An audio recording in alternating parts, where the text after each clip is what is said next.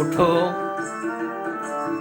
জাগো, যতদিন না সেই চরম লক্ষ্যে পৌঁছিতেছ ততদিন ক্ষান্ত হইও না। স্বামী বিবেকানন্দের এই অমোঘ বাণী আজ গোটা ভারতবাসীর কাছে এতটাই প্রাসঙ্গিক হয়ে পড়েছে।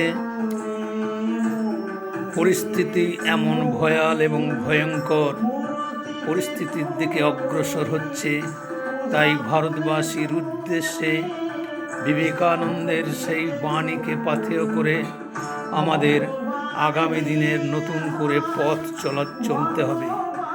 ভারত জাগো, বিশ্ব জাগাও। কারণ গত কয়েকদিন আগেই আশঙ্কা প্রকাশ করেছেন আমাদের বিশ্ববরেণ্য যশস্বী প্রধানমন্ত্রী নরেন্দ্র দামোদর দাস মোদী তার সংক্ষিপ্ত বক্তব্যের মধ্যে ভারতবাসীর উদ্দেশ্যে একটি ভাষণ দিয়েছেন। সোশ্যাল মিডিয়ার মাধ্যমে আপনারা তা উপলব্ধি করেছেন।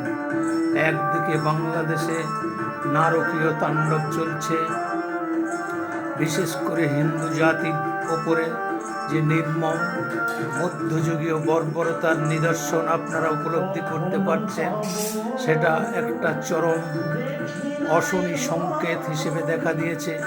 অপর দিক দিয়ে আমাদের এই পশ্চিমবাংলায় যে আরজিকর কাণ্ড, আজকে গোটা বাংলা উত্তাল হয়ে পড়েছে।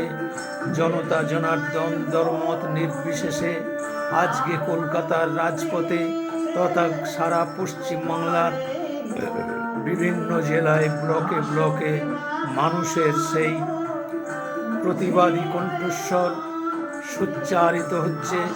আজকে পশ্চিমবঙ্গ রাজ্য সরকার এমন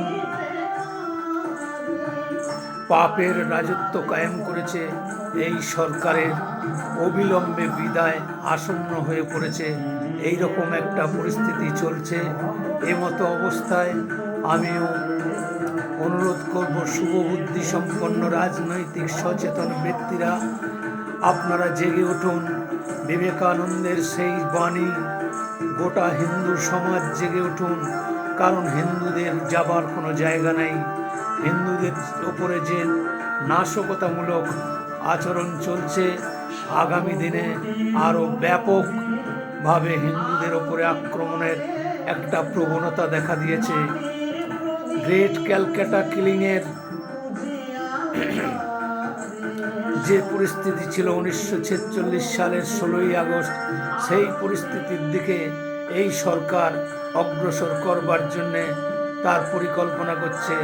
এই বাংলাকে আবার একটা পরাধীনতার গ্লানির মধ্যে দিয়ে যেতে হবে, সেরকম পরিস্থিতি সৃষ্টি হয়েছে। তাই বিবেকানন্দকে ভগবানের সঙ্গে তুলনা করে বাংলাদেশেরই একজন গায়ক যে গান গাইছেন,